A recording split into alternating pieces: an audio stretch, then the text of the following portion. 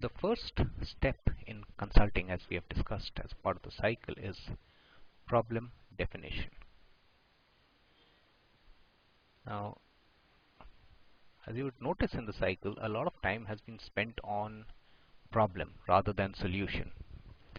Now, typically in problem definition, what happens is that the client contacts the consultant and has a defined problem in mind.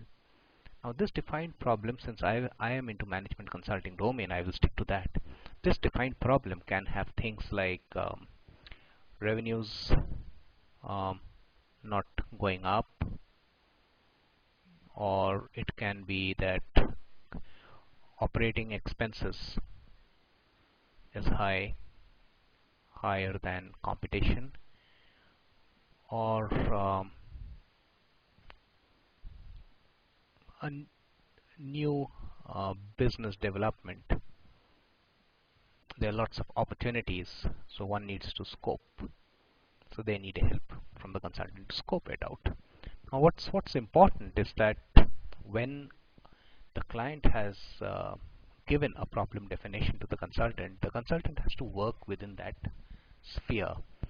Now to narrow the scope, to figure out what is to be done, and then kind of work around it to help the client with his to achieve the objectives that the client has set. So consulting typically starts with a very clearly defined objective in mind, or a problem that the client has, and once the problem has been defined very clearly by the client, the consultant has to provide solutions which help in increasing these, or doing away with the problem of the particular problem of the client. Now it's important at the stage that the consultant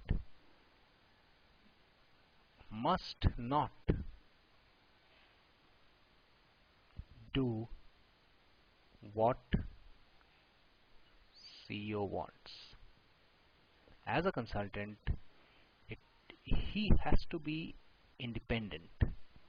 So a consultant, a company which is a tax advisor to a company, to a client, and also a consultant, by design is biased.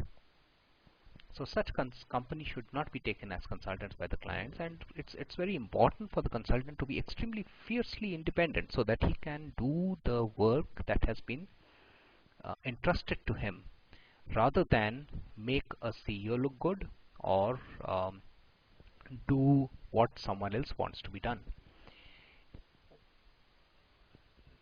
Now, when the problem definition is given to the consultant, it's often too vague. So it's important for the consultant to scope it out. And when the scoping is done at this level, it's at a macro level, at a very macro level, it's important for the consultant to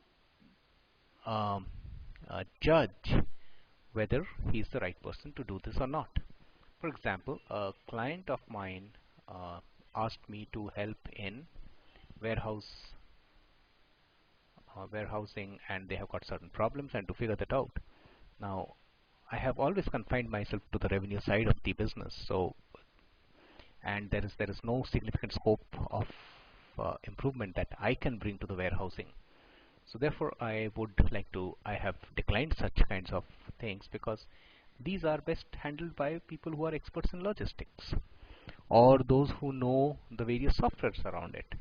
So when the client defines the problem at this stage, it's for the consultant to stay true to his job and therefore scope whether he's the person to handle this or not.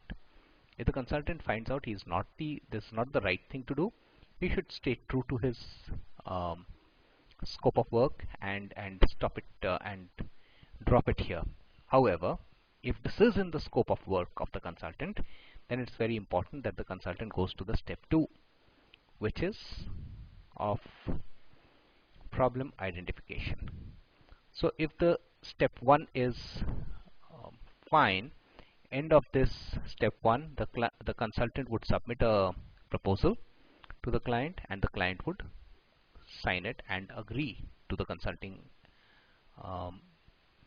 assignment with a particular consultant.